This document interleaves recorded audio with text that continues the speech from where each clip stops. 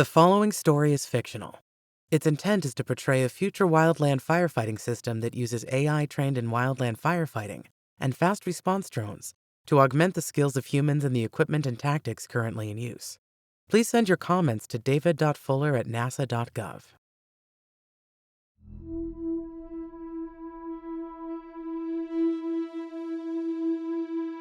A July morning in Colorado's White River National Forest dawns hot and dry. At 0847 Mountain, a GOES satellite detects a heat signature in the area. Within seconds, the data reaches the U.S. Forest Service's Regional Operations Center, where the fire responder AI system flags it as a wildland fire ignition.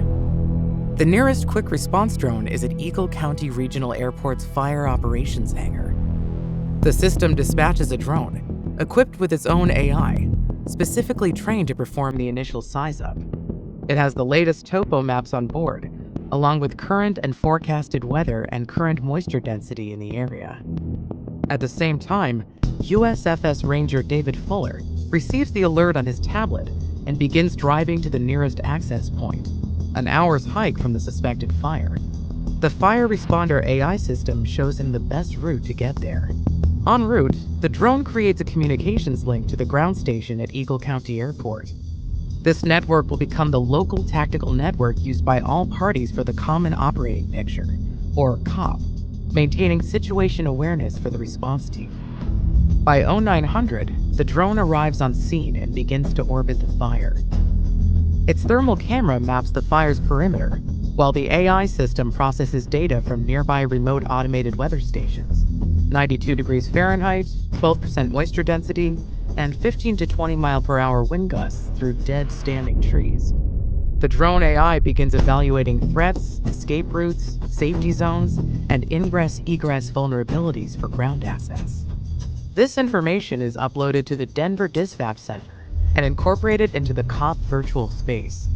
The COP is made available to all assets assigned to the incident. At the Dispatch Center, Incident Commander Maria Rodriguez monitors the emerging situation. The Denver AI merges the drone's live data of the fire spread and displays on Maria's monitor its predicted advance of a steep gulch filled with the dead standing timber.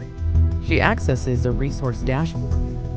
The AI also displays all available resources: 3 Type 1 helicopters at nearby bases, 2 air tankers working a Wyoming fire but available for diversion, and 4 hotshot crews within 2 hours drive time. Maria recognizes the need for air support and assigns an Air Tactical Group Supervisor, or ATGS, to coordinate flights into the fire zone. She selects the air resources and the AI notifies them to launch. The drone circles overhead, maintaining the network for the emerging response. At 0945, the first engines and crews arrive, their mobile devices automatically joining the network. Each device displays the COP: fire location, spread prediction, escape routes, and safety zones. The ATGS arrives on scene and begins orbiting the fire. Their workstation automatically joins the network and exchanges information with the incident commander and ground teams. On the ATGS workstation is a list of incoming assets, their status, and ETA. The ATGS begins coordinating with the ground teams. The ground crew chiefs use their handheld tablets to mark where drops are needed, share this information with the ATGS over the network, and confirm by voice. The ATGS assigns targets to the air tankers via the network.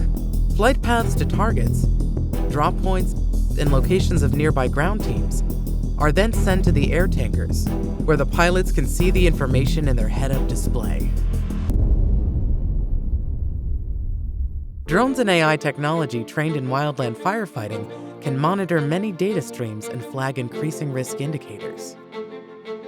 These decision support tools can help wildland firefighters make safe, effective decisions quickly. Drones and AI, utilizing a local tactical network, can share this information to the entire response team, building and maintaining the common operating picture in real time. As aerial and ground assets enter the area, they automatically join the network. Their ID, position, intent, capabilities, and resources are integrated into the COP and made available to all responders. The ATGS, coordinating with the IC and ground teams, can designate drop points, which are shared in the COP. The air tanker pilots see approach routes and drop points in their HUD. This future concept of operations can become reality with NASA's Advanced Capabilities for Emergency Response Operations project, ACERO.